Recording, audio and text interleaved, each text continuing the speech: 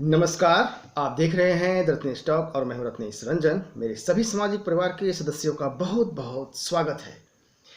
देश की सबसे बड़ी अदालत में एक और गैंगस्टर के बचाव में कांग्रेस पार्टी कैसे बेनकाब हो गई, और सोचिए कि कितना बड़ा दांव लगा हुआ है। सुप्रीम कोर्ट को इस मामले में लंबे समय तक जिरह करना पड़ता है। आखिर ऐसा क्या मामला है?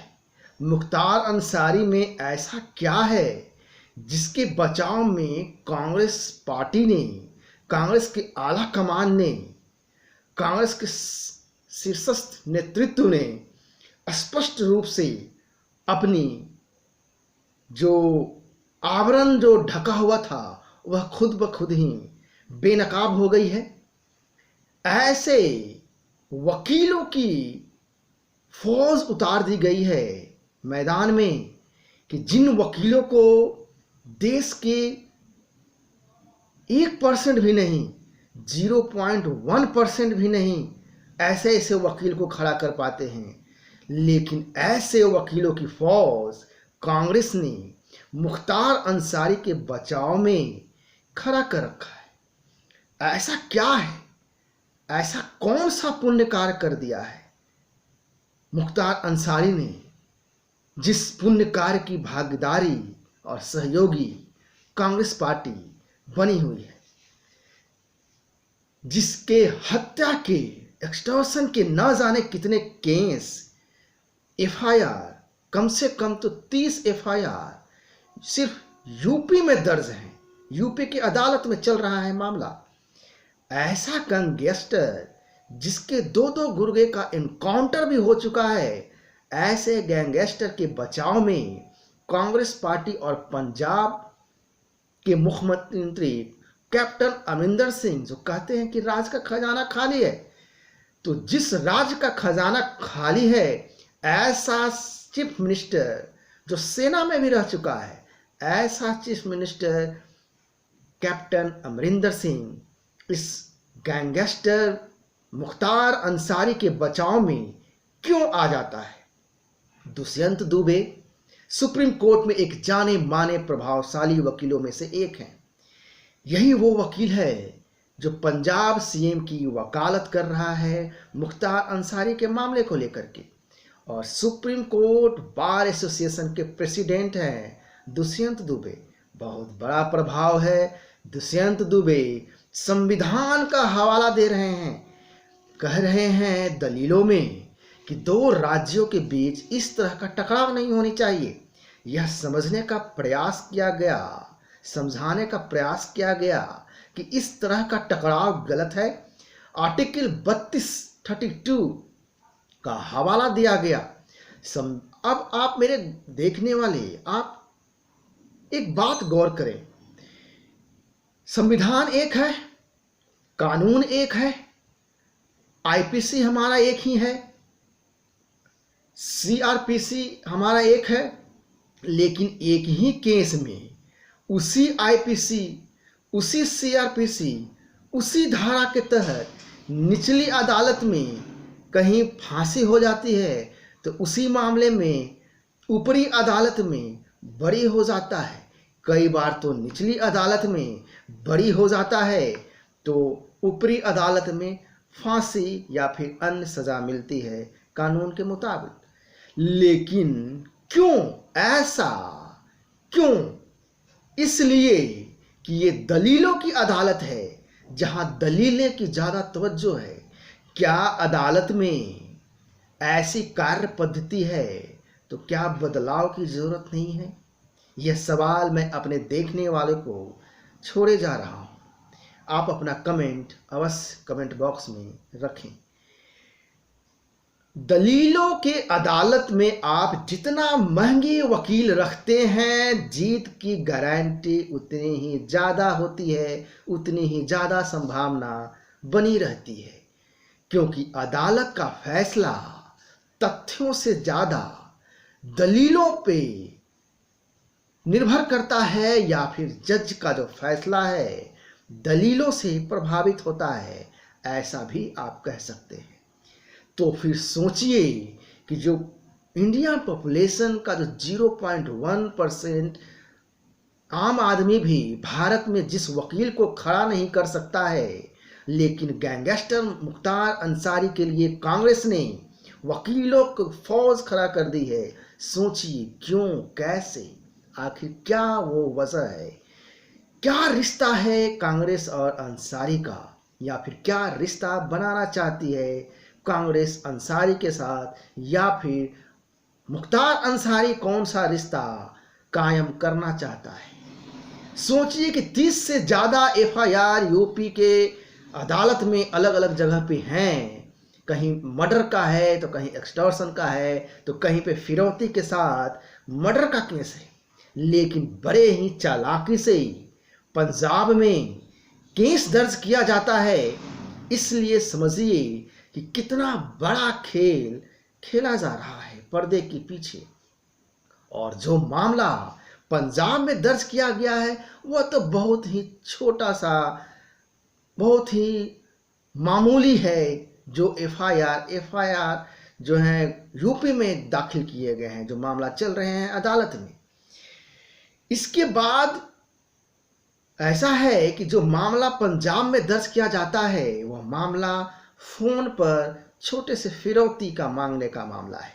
इसके बाद ज्यों ही पंजाब में फिरौती का मामला दर्ज किया गया, देखा गया कि पंजाब पुलिस बिना अदालत के अनुमति के, या यूं कहें गुपचुप तरीके से, सरकार को जानकारी भी नहीं होती है, और मुख्तार अंसारी को यूपी के जेल से पंजाब ले जाती है और योगी सरकार को पता भी नहीं चलता है।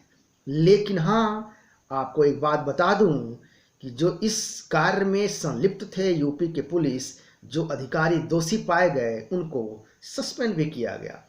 लगभग पिछले 2 साल से पंजाब के जेल में उसे लग रहा है कि उसका एनकाउंटर हो जाएगा, मार दिया जाएगा, या फिर ट्रायल होगी और जल्द से जल्द उसे सजा मिलेगी। जब भी किसी को भी गिरफ्तार किया जाता है इस तरह के केस में, तो उसे 3 महीने के अंदर अंदर चार्जशीट दाखिल करना होता है पुलिस को या जांच के अधिकारी को। यदि ऐसा करने में सक्षम नहीं हो पाते हैं पुलिस या जांच अधिकारी, तो फिर आरोपी को जमानत का आधार मिलता है। और यदि पुलिस ने या जांच ने अधिकारी ने ऐसा करने में विफल रहे तो फिर जमानत भी मिलने की संभावना बढ़ जाती है। तो यह जो है जमानत का आधार बनता है, यह एक लीगल टेक्निकल इशू है जिसे आप समझें। लेकिन मैं फिर से कह रहा हूं, लेकिन आप गौर करें कि 2 साल हो चुके हैं अंसारी को पंजाब में लाए हुए, अभी तक चार्जशीट दाखिल नहीं की गई है। क्यों? इसके पीछे क्या रणनीति है? और कमाल की बात है कि मुख्तार अंसारी ने भी जमानत की अर्जी दाखिल नहीं की है, क्योंकि पंजाब सीएम कैप्टन अमरिंदर के जेल में मुख्तार अंसारी खुश है, संतुष्ट है, उसे कोई दिक्कत नहीं है, सजा मिलने से वो सुरक्षित है। तब आपको समझ में आएगा कि आखिर खेल क्या चल रहा है। एक भी जमानत नहीं, जमानत अर्जी दाखिल की जाती है और 2 साल हो गए एक छोटे से मामले के लिए, और उसके लिए वो पंजाब के जेल में है। लेकिन इससे भी बड़ा मामला यूपी के जेल में चल रहा है। एक बात आप और ध्यान दीजिए कि यूपी सरकार नहीं बुला रही, बल्कि मामले जो यूपी में चल रहे हैं अदालत की ओर से पेशी वारंट जारी किया जा रहा है, वारंट पे वारंट जारी किए जा रहे हैं। लेकिन यूपी पुलिस जो है, इसमें यूपी पुलिस और सरकार, यूपी सरकार उसकी साठगांठ है। इसके अपेक्षा आप इस नज़र से देखें कि अदालत वारंट जारी कर रही है, लेकिन यूपी अदालत के पेशी वारंट के बावजूद मुख्तार अंसारी पेश नहीं हो रहा है, या फिर पेश होने नहीं दिया जा रहा है कांग्रेस के द्वारा, कांग्रेस शासित राज्य के द्वारा। मुख्तार अंसारी के लिए जो वकील उतारा गया है उसमें जो आपको दुष्यंत दुबे के साथ पूर्व सॉलिसिटर जनरल मुकुल रोहतगी भी हैं। मुकुल रोहतगी की दलील पर आप जरा ध्यान दें, गौर करें। क्या दलील है, क्या दलील में तार्किक है, कितना दम है दलील में। लेकिन वकील हैं, सुप्रीम कोर्ट के वकील हैं, जाने माने वकील हैं, तो जरा आप भी इनके दलील को सुने। मुकुल रोहतगी मुख्तार अंसारी के समर्थन में, पक्ष में दलील देते हुए कहते हैं, यदि मुख्तार अंसारी इतना ही बड़ा आदमी है तो उसे मुख्यमंत्री बना दीजिए। अब आप दलील देखिए कि दलीलों के अदालत में क्या दलील है, कैसे काबिल वकील क्या क्या दलील देते हैं और उस दलील को क्या तवज्जो मिलती है और क्या इस तरह के दलील को तवज्जो दी जानी चाहिए। जब यूपी सरकार के वर्तमान सॉलिसिटर जनरल ने कहा, आखिर मुख्तार अंसारी में ऐसा क्या है कि पंजाब की सरकार उसके बचाव में पूरा दांव पेच लगा रही है, तो मुकुल रोहतगी कहते हैं कि इतने बड़े नहीं हैं तो हमें पंजाब जेल में ही रहने दिया जाए, कुछ स्वास्थ्य कारण भी है, बीमारी भी है, दिक्कत क्या है। तो क्या पंजाब जेल में या पंजाब जेल से यूपी बेहतर जेल नहीं है, यह भी सवाल उठता है। और क्या यही वजह है कि पंजाब की पुलिस यूपी से ले गई थी पंजाब। सवाल यह भी है कि कांग्रेस का इतना इंटरेस्ट क्यों है। पूर्वी यूपी से मुख्तार अंसारी अभी भी बहुजन समाज पार्टी बीएसपी के विधायक हैं, तो फिर दूसरे पार्टी के नेताओं के लिए कांग्रेस की इतनी हमदर्दी क्यों। दरअसल कांग्रेस को लगता है कि ऐसे मुख्तार अंसारी के बचाव से प्रियंका वाड्रा मजबूत हो जाएगी। कांग्रेस अभी भी मनमोहन और राजीव गांधी के दौर में जी रही है, क्योंकि उसे तुष्टीकरण का वोट उसे मिल जाएगा, कांग्रेस को ऐसा लगता है। लेकिन ध्यान देने वाली बात यह है कि उसे तुष्टीकरण का वोट न तो आसाम में मिल रहा है न केरल में। आसाम में वो अजमल के भरोसे है, तो बंगाल में फुरफुरे के भरोसे है, तो वहाँ इसके अलावा बंगाल में वो वामपंथी के भरोसे है, तो बिहार में आरजेडी के भरोसे है, तो वहीं महाराष्ट्र में शिवसेना के भरोसे है।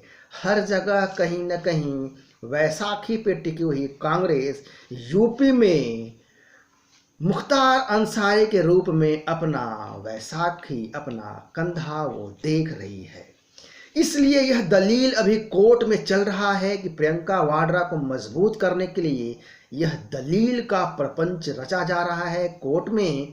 प्रियंका यूपी की प्रभारी है, पहले पूर्वी यूपी की प्रभारी थी, अघोषित रूप से अब वह यूपी की प्रभारी है। चूंकि वेस्ट यूपी का प्रभारी ज्योतिरादित्य सिंधिया कांग्रेस से बीजेपी में जाने के बाद वो सीट खाली है, अभी तक वैकेंट है।